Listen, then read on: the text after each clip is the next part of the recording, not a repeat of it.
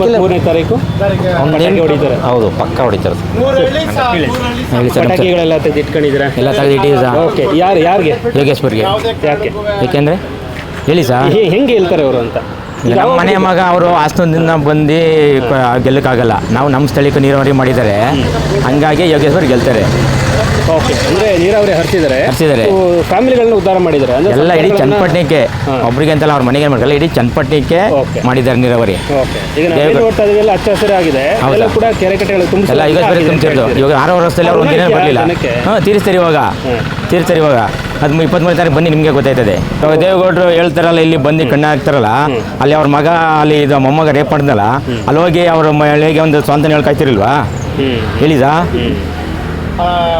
ಕುಮಾರಸ್ವಾಮಿ ಅವರು ಇಲ್ಲಿ ನನ್ನ ಅಣ್ಣನ ಮಗಲ್ಲ ನನ್ನ ಮಗ ಅಂತಾರೆ, ನನ್ನ ಮಗಲ್ಲ ಅಣ್ಣನ ಮಗ ಅಂತಾರೆ. ಇಲ್ಲೊಂದು ಸರಿ ಹೇಳಿದ್ರೆ ಅವ್ರು ನಮ್ಮ ಕುಟುಂಬ ಬೇರೆ ಅಂತ ಹೇಳ್ತಾರೆ ನೋಡಿ.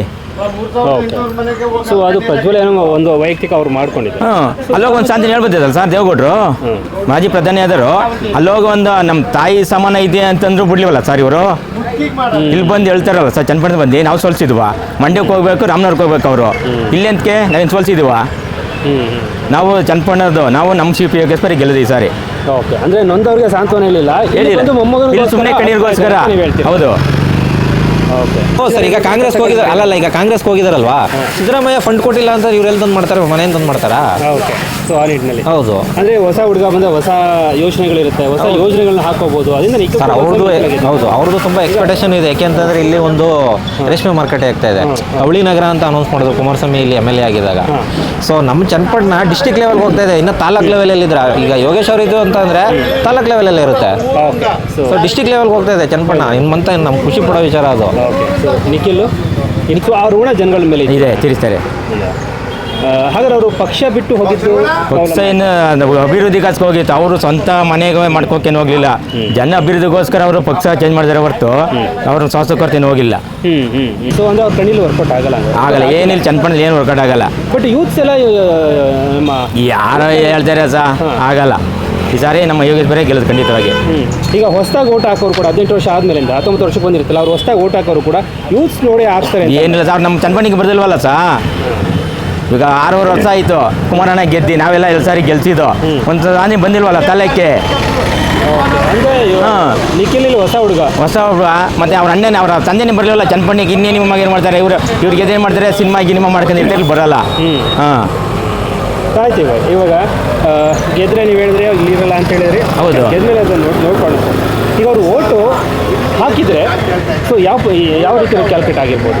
ಏನಾಗಲ್ಲ.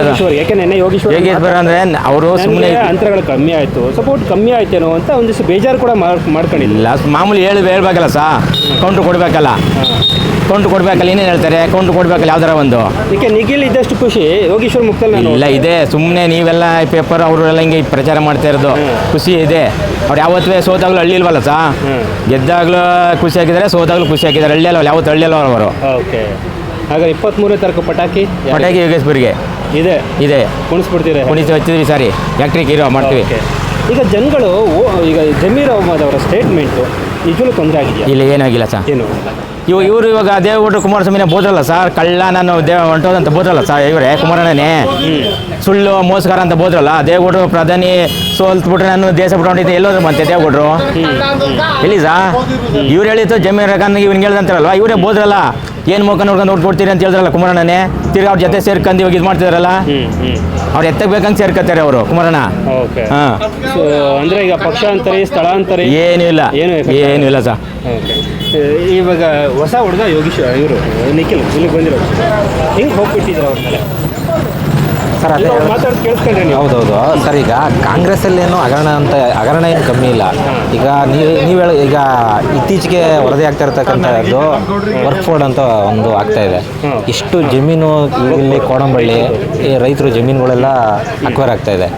ಸೊ ಇದಕ್ಕೆ ಇಷ್ಟೇ ಸಾಕು ಕಾಂಗ್ರೆಸ್ ಸೋಲಕ್ಕೆ. 3 ಕ್ಷೇತ್ರನೂ ಸೋಲ್ತಾರೆ. ಹೌದು ಸರ್. ಯಾರು ಯೂತ್ಸು ಸರ್ ವಿದ್ಯಾವಂತರು ಯಾರು ಓಟ್ ಹಾಕಲ್ಲ ಸರ್. ಈ ರೀತಿ ಎಲ್ಲ ತೊಂದರೆ ಕೊಟ್ಟರೆ ಕಾಂಗ್ರೆಸ್ಸು 2,000 ರೂಪಾಯಿ ಎಲ್ಲ ಏನು ಯೂಸ್ ಆಗಲ್ಲ ಸರ್. ಈಗ ಯೋಗೇಶ್ವರ್ ಅವ್ರದ್ದೇನು ಹಗರಣ ಇಲ್ಲ ಅಂತಲ್ಲ, ಮೆಗಾ ಸಿಟಿನೇ ಸಾಕು. ಅದು ಇನ್ನೂ ಬಗೆಹರಿಲ್ಲ ಇಲ್ಲ. ಯಾಕೆಂದರೆ ನಾವು ನಮ್ಮ ಕಂಪ್ನಿಲೇ ವರ್ಕ್ ಮಾಡ್ತಾ ಇದ್ದಾರಲ್ಲ, ಒಂದೊಂದು ಸೈಟ 3 ಜನಕ್ಕೆ ರಿಜಿಸ್ಟರ್ ಮಾಡಿಸಿದ್ದಾರೆ. ಒಂದೊಂದು ಸೈಟ 3 ಜನಕ್ಕೆ ತುಂಬ ಕೇಳಿದ್ದೀವಿ. ಮೊನ್ನೆ ಈ ಟೆನಿಸ್ ಕೃಷ್ಣ ಅವರು ಹೇಳಿದ್ರು. ಅವೆಲ್ಲ ಮನಸ್ಸಲ್ಲಿ ಇಟ್ಕೊಂಡಿದ್ದಾರೆ ಜನ. ಹೌದು ಸರ್, ಬದಲಾವಣೆ ತರ್ತಾರೆ. ಬದಲಾವಣೆ ಕೇಳಕ್ಕೆ ಮತ್ತಷ್ಟು ಸುಲಿಗೆ ಮಾಡ್ತಾರೆ. ಹೌದು ಸರ್. ನಮಗೆ ಯೋಗಿ ಈಗ ಸರ್ ಅವತ್ತಿನ ಅಲ್ಲಲ್ಲ ಅದು ಒಂದು ಸರ್, ಸದಾನಂದ ಗೌಡರು CM ಆಗಿದ್ದಾಗ 270 ಕೋಟಿ ಬಿಡುಗಡೆ ಮಾಡಿಕೊಟ್ರಲ್ಲ. ಕೇವಲ ಆಗ ತುಂಬಿಸಿದ್ ಬರೀ 17 ಕೆರೆ ಮಾತ್ರ. 270 ಕೋಟಿನೂ ಯೂಸ್ ಆಗಿಲ್ಲ ಅಲ್ಲಿ. ಅವತ್ತಿನ ಜಮಾನದಲ್ಲಿ ಸರ್ ಸದಾನಂದ ಗೌಡರು CM ಆಗಿದ್ದಾಗ 270 ಕೋಟಿ ಇವತ್ತಿಗೆ 500 ಕೋಟಿಗೆ ಸಮ. ಅದು ಡಬಲ್ಲು ಇವತ್ತಿಗೆ. ಅಲ್ಲ ಅಷ್ಟು ಕೆಲಸನೂ ಆಗಿಲ್ಲ. 270 ಕೋಟಿ ಪೂರ್ತಿ ಬಳಕೆನೂ ಮಾಡ್ಕೊಂಡಿಲ್ಲ ಅವರು. ಯಾವ ಅಂದ್ರೆ 17 ಕೆರೆಗೆ ಅಷ್ಟೇನಾ? ಈಗ 17 ಕೆರೆ ತುಂಬಿಸಿದ್ರು ಅಂತ ನೀವು ಹೇಳ್ತೀರಿ. ಕುಮಾರಸ್ವಾಮಿ ಅವರು ಮೊನ್ನೆ ಹೇಳಿದ್ರೆ ಇಲ್ಲ ಎಲ್ಲ ಕೆರೆ ನಾನು ತುಂಬಿಸಿದ್ರು, ಬರೀ ಇವರು 17 ಕೆರೆ ಅಂತದೆ. ಯಾರು ದಾಖಲೆ ಇಟ್ಕೊಂಡು ಯಾರು ಮಾತಾಡಿಲ್ಲ. ತುಂಬಿಸೋಕೆ ಅಲ್ಲಲ್ಲ, ತುಂಬಿಸೋಕೆ ಮೇನ್ ಪಿಲ್ಲರ್ ಯಾವುದು ಸರ್? ಇಗ್ಲೂರು ಬ್ಯಾರೇಜೇ ಇಲ್ಲ ಅಂತಂದ್ರೆ ಎಲ್ಲಿಂದ ತರೋರು ನೀರು? ಆಯ್ತು, ಈಗ ದೇವೇಗೌಡರು ಬ್ಯಾರೇಜ್ ಕಟ್ಸಿದ್ರು ಸರ್. ಈಗ ಆಗ ಏನು ಮಾಡೋದ ಅಂತ ಸರ್, ಒಳ್ಳೆ ಈಗ ತಂದೆಯವ್ರು ಮಾಡಿಕೊಟ್ಟಿದ್ದಾರೆ. ಈಗ ಫಸ್ಟ್ ಟೈಮ್ ಬಂದಿದ್ದಾರೆ, ಗೆದ್ಮೇಲೆ ಇನ್ನೂ ಮಾಡ್ತಾರೆ.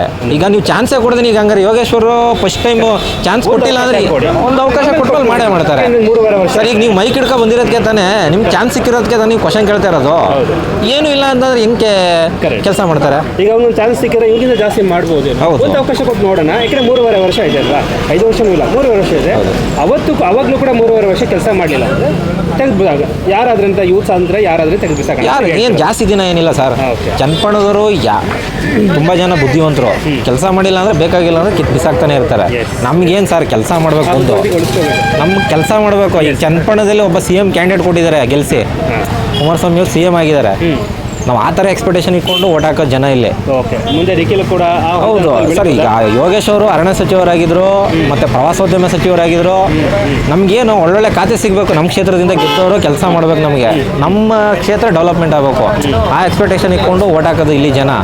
ಈಗ ಖಾಲಿ ಪಲಾವ್ಗೆ ಓಟ್ ಹಾಕಿ ಏನು ಸರ್ ಸುಖ? ಈಗ ಯೋಗೇಶ್ ಅವ್ರಿಗೆ MLC ಕೊಟ್ಟು ಸಚಿವ ಸ್ಥಾನ ಕೊಟ್ಟು ಈಗ ಸೋಲ್ತು ಅಂತ ಅಂದರೆ ಇನ್ನು ಎಲೆಕ್ಷನ್ಗೆ ನಿಲ್ಲೋದೇ ಕಷ್ಟ.